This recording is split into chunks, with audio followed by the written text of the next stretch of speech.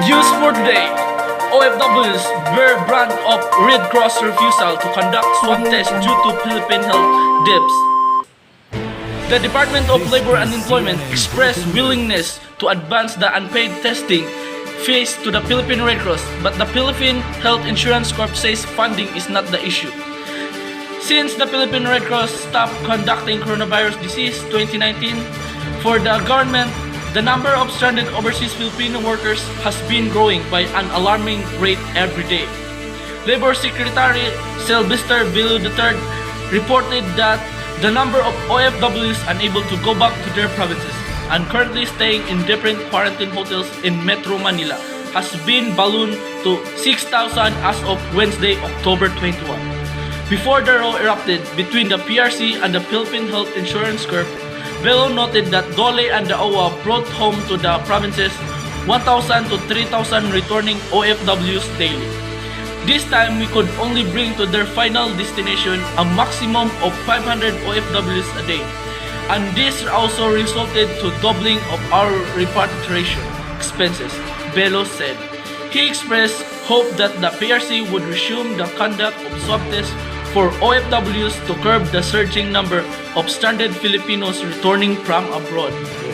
Bill said PhilHealth President Dante Giran has agreed to pay the accumulated testing fee amounting to almost 1 billion, but would want minor conditions to be complied with first. I think Attorney Giran does not want to gamble with public funds and awaiting that legal opinion of the Department of Justice. Certain issue, Bill explained. Bill expressed willingness to have the DOLE advance the unpaid testing fees to the PRC, giving hindi makabayad ang PhilHealth. Pwede kaming mag-advance pero reimburse nila kami, he said in the separate virtual from forum also Wednesday. Bello, however, assured the public that PhilHealth has sufficient funds to pay the PRC as ordered by President Duterte on Monday night. Presidential spokesperson Harry Roque said Duterte's assurance that the Philippine health debt would be paid. Roque announced on Wednesday that half of the obligation could be settled next week. He expressed hope that the dispute between PhilHealth and PRC would be resolved within a week for the benefit of the OFWs as well as their loved ones who have long been waiting for them to come home. Ang kinakatakutan ko, pag hindi gagalaw ang PhilHealth o ang Red Cross, baka dadami na naman ang stranded OFWs at lalaki expenses natin. I hope this issue will resolve within the week, Bello said. Ray Balenia, PhilHealth Senior Manager for Corporate Communication, said Giran sought the opinion of the DOJ on the legality of agreement forged between the state insurer and PRC. Specifically, Attorney Giran wants to know if the agreement violated or it's compliant with procurement policies. He wants to clarify if there are procurement rules that were not observed, Balena said in an interview with the Philippine Star.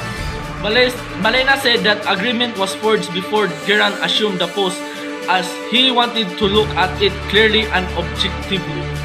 We are appealing for understanding for the effects of the non-payment of the PRC fees, but we are hoping people will also see that Attorney Giran is trying to protect the funds of members and would not just allow disbursement even if there are problems, Balena pointed out. He said the line of communication is still open between PRC and the PhilHealth, and the state insurer is coordinating with concerned agencies for the faster resolution of the road. Balena stressed that OFWs are being singled out, but they are the most affected since they comprise the bulk of those being tested by the PRC.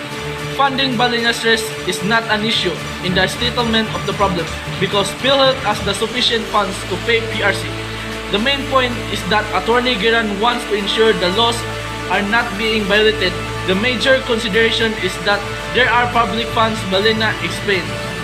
He also clarified that the row with PRC has nothing to do with the controversial interim reimbursement mechanism, which has been tagged in a congressional inquiry as source of corruption in PhilHealth. Since October 15, PRC has stopped accepting specimens from OFWs until PhilHealth is able to meet its final obligation amounting to 930,993,000. One simply cannot turn a blind eye on the impact of receivable amount of the level of PhilHealth's obligation, PRC said in a statement.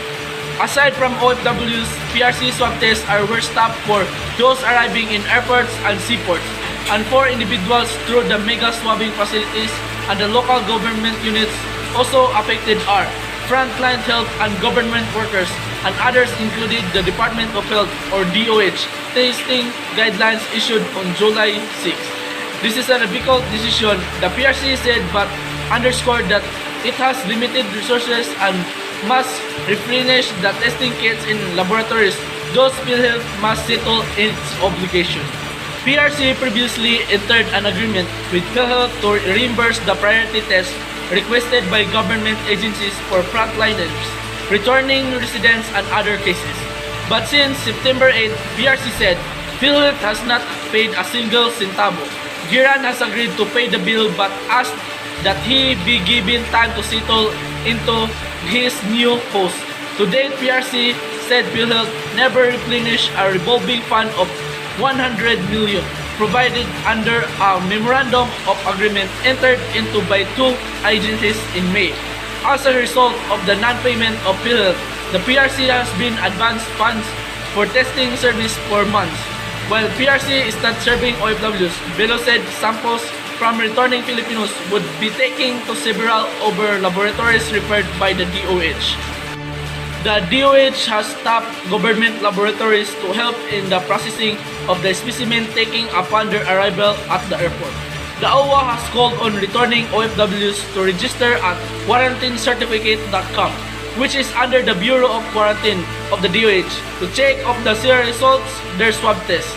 OWA said laboratory results of the OFWs who came back to the country since October 15 shall be released through the system. But we hope Red Cross will resume for tests for OFWs because they have the capacity, and thus the number of waiting time for the release of results will be shorter, Velo said. He noted that it is now takes about a week to get the result of swab tests for OFWs from just 3-4 days with the PRC. The longer wait for the release of the test result is a cause for concern, with an over 100,000 OFWs expected to arrive from abroad until December. Meanwhile, the PRC is now offering prepaid COVID tests for Filipino returning from abroad. Test result can be released within 24 to 36 hours. Senator Richard Gordon, who chairs the PRC, advised arriving passengers, especially OFWs, to pre-book and prepay for their swab test directly with the Red Cross. And that is our news for today. Thank you.